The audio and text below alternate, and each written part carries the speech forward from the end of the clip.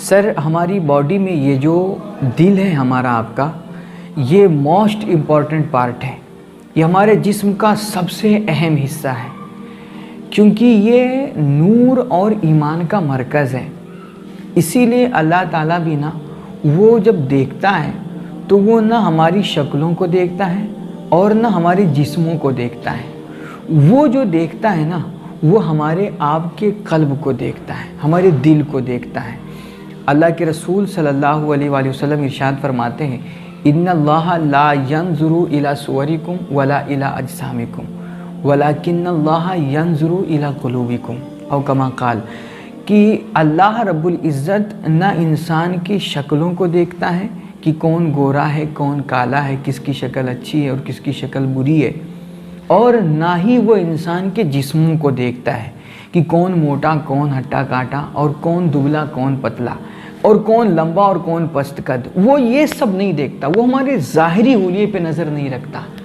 اللہ تعالیٰ جو دیکھتا ہے نا وہ انسان کے قلب کو دیکھتا ہے، انسان کے دل کو دیکھتا ہے، اس کی نظر فقط ہمارے آپ کے دل پر ہوتی ہے۔ پھر یہ ہم لوگوں کی ایک بڑی عجیب حرکت ہے کہ یار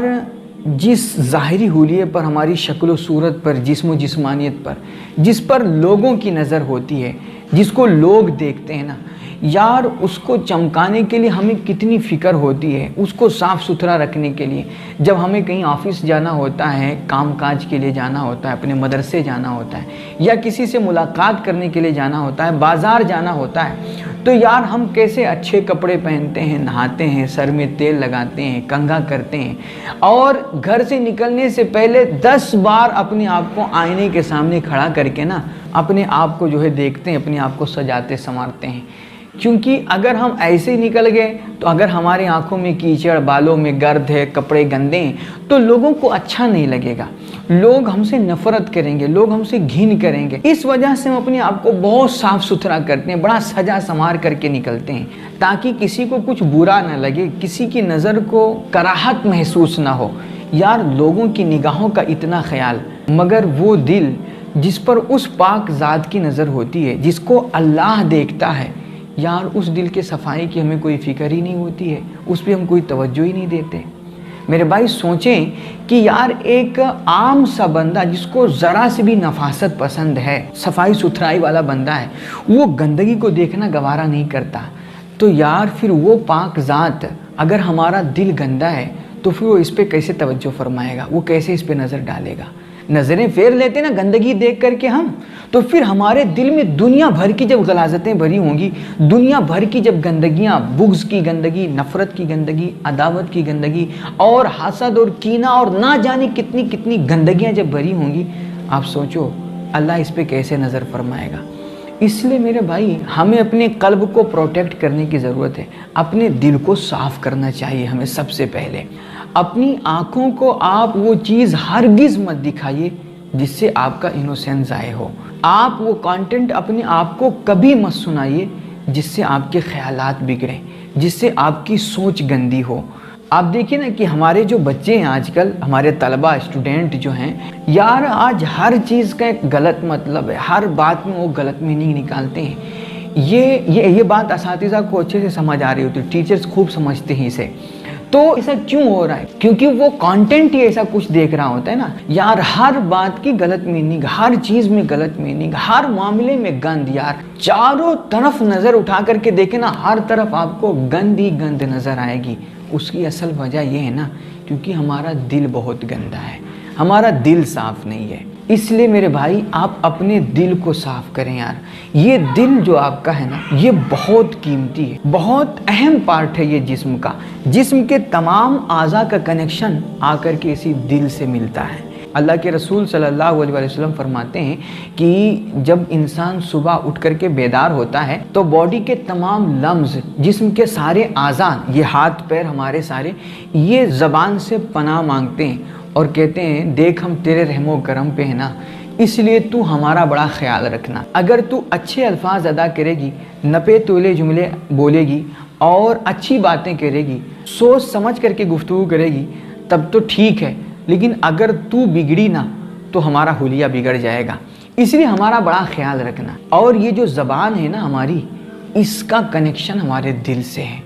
کسی بزرگ نے کہا تھا کہ اگر تمہیں کسی انسان کے دل کی حالت دیکھنی ہے تو اس کی زبان دیکھ لو، یہ زبان تمہیں بتا دے گی کہ وہ انسان دل کا کتنا اچھا ہے۔ اگر یہ کڑوی باتیں کرتی ہے، تلخ جملے ادا کرتی ہے اور انسان کی زبان سے صرف غلاظتیں ہی نکلتی ہیں تو آپ سمجھ جائیے کہ وہ بیچارہ بڑے پرابلم میں ہے، ابھی اس کو اپنے دل پہ کام کرنے کی بہت ضرورت ہے۔ لیکن اگر زبان شکر والی ہے، وہ ہمیشہ پازیٹیو ٹاک کرتی ہے، اچھی باتیں کرتی ہے، مثبت گفتگو کرتی ہے، لوگوں کے بھلا کے مشورے دیتی ہے، ہمیشہ خیر کی باتیں کرتی ہے، حق اور سچ بولتی ہے، وہ انسان غصہ پی جاتا ہے اور وہ بڑی میٹھی باتیں کرتا ہے، نرم لہجہ اپناتا ہے۔ یعنی کہ زبان اگر اچھی ہے تو آپ سمجھ جائیں کہ وہ انسان دل کا بہت اچھا ہے، دل کا دھنی آدمی ہے۔ تو ہمیں اپنے دل پہ کام کرنے کی بڑی سخت ضرورت ہے۔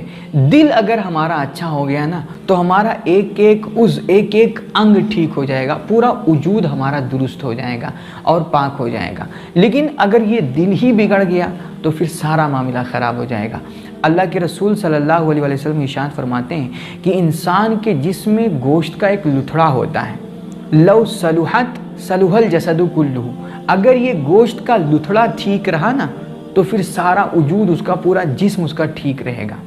ولو فسدت فسد الجسد کلہ، اگر یہ گوشت کا لتھڑا بگڑ گیا، یہ خراب ہو گیا نا تو پورا وجود انسان کا خراب ہو جاتا ہے، پورا وجود ناپاک ہو جاتا ہے۔ اور جانتے ہو وہ گوشت کا لتھڑا کیا ہے؟ حضور فرماتے ہیں الا وہی القلب، وہ گوشت کا لتھڑا ہمارا آپ کا دل ہے، ہمارا آپ کا قلب ہے۔ اس لیے بہرحال ہمیں اپنے دل پہ کام کرنا چاہیے، اپنے دل کو صاف کرنے کی کوشش کرنی چاہیے، اور دل کو صاف کرنے اور اس کو نرم کرنے کے بہت سارے طریقے خود حدیث پاک میں بتائے گئے ہیں۔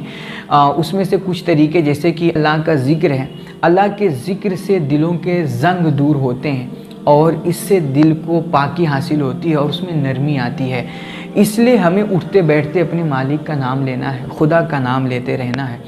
اور 5 وقت کی نماز کی آپ پابندی کریں۔ ساتھ ہی ساتھ ہو سکے نا تو آپ کم سے کم روزانہ چاہے قرآن کی 10 ہی آیت پڑھیں، مگر قرآن کی تلاوت ضرور کریں۔ قرآن کی تلاوت سے بھی نا دلوں کو تقوی کا نور نصیب ہوتا ہے اور دلوں میں نرمی آتی ہے اور اس کو پاکیزگی نصیب ہوتی ہے۔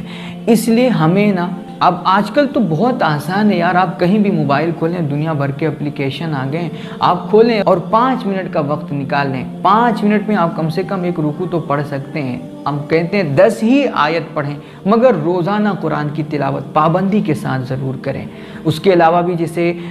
بتایا گیا ہے کہ آپ غریبوں کے ساتھ اچھا سلوک کریں، غریبوں پہ رحم کریں، ان کی مدد کریں۔ خاص طور سے آپ کسی یتیم کے سر پر شفقت کا اگر ہاتھ پھیریں نا تو اس سے آپ کا دل نرم ہوگا۔ اور اس کے علاوہ قبرستان جانا اور قبروں کی زیارت کرنا، اس سے بھی انسان کے اندر فکر آخرت پیدا ہوتی ہے اور اس سے بھی دلوں میں نرمی آتی ہے۔ تو یہ کچھ طریقے ہیں دلوں کو صاف کرنے اور اس کو نرم کرنے کے، آپ اس پہ عمل کی کوشش کریں اور زیادہ سے زیادہ اپنے دل پر کام کریں اور دل کو صاف کرنے کی کوشش کریں، کیونکہ یہی اصل کامیابی ہے۔ اللہ نے قرآن میں غالباً خود فرمایا ہے وَقَدْ أَفْلَحَ مَنْ زَكَّاهَا وَقَدْ خَابَ مَنْ دَسَّاهَا، کہ کامیاب وہی بندہ ہے۔ یہ